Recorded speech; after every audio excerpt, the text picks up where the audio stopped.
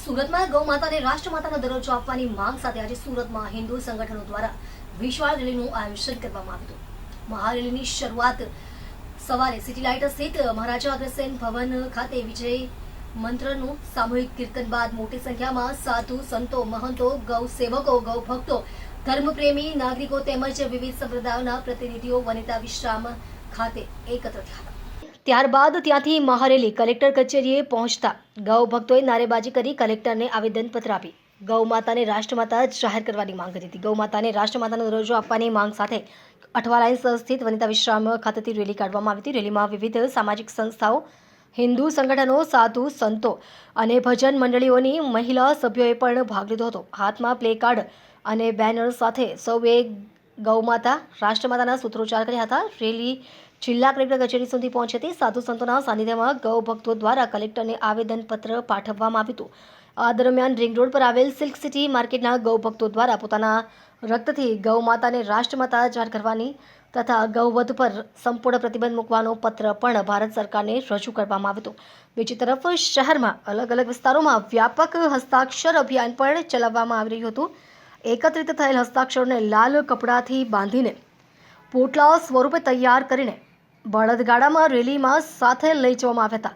જ્યાં પ્રદર્શનકારીઓએ જિલ્લા કલેક્ટરને આવેદનપત્ર પાઠવી સરકાર સમક્ષ ગૌરક્ષા સંબંધિત વિવિધ માંગણીઓ રજૂ કરી હતી। આવેદનપત્રમાં ગૌવંશના સંરક્ષણ માટે કડક કાયદાના અમલ, ગેરકાયદેસર ગૌવધ અને ગૌવંશની હેરફેર સામે કડક કાર્યવાહી તેમજ ગૌશાળાઓને વધુ સહાય અને સંરક્ષણ સહિતની માંગણીઓ કરવામાં આવી હોવાનું જણાવાયું હતું। આયોજકોએ ચીમકી આપી હતી કે જો તેમની માંગણી નહીં સ્વીકારવામાં આવે તો આંદોલનને દિલ્હી સુધી લઈ જવામાં આવશે।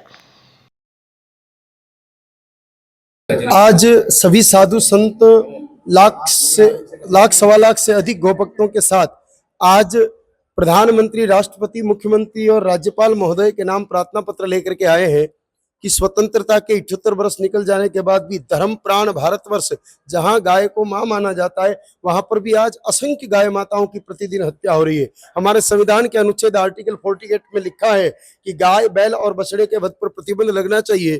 2005 में सुप्रीम कोर्ट ने भी इसी प्रकार का निर्देश दिया है और 2017 में हिमाचल हाई कोर्ट ने भी इस बात को प्रसंज्ञान लिया, लेकिन अभी तक राजकीय दृष्टिकोण से इन बातों पर ध्यान नहीं दिया गया। इसलिए आज भारत के 790 जिलों में गौ भक्त जाकर के प्रार्थना पत्र दे रहे हैं। उसी कड़ी में आज सूरत महानगर में परम पूज्य मलुक पीठाधीश्वर राजेंद्र दास जी महाराज के मार्गदर्शन के साथ सारे साधु संत और गोभक्त यहाँ पर जिला कलेक्टर, जिलाधीश महोदय के माध्यम से प्रार्थना पत्र आगे फॉरवर्ड कराने के लिए आए हैं कि संपूर्ण भारत से गौ हत्या बंद हो, गौ माता को राष्ट्रमाता घोषित किया जाए और गौ सेवा के लिए एक केंद्रीय कायदा बने जिससे कोई गाय माता सड़क पर नहीं घूमे, तस्करी नहीं हो, दुर्घटना नहीं हो, खेडूत के घर पर गाय माता सुरक्षित रहे और गाय माता के गोबर से अमृत कृषि प्राप्त हो और भारत फिर से भव्य बने, महान बने।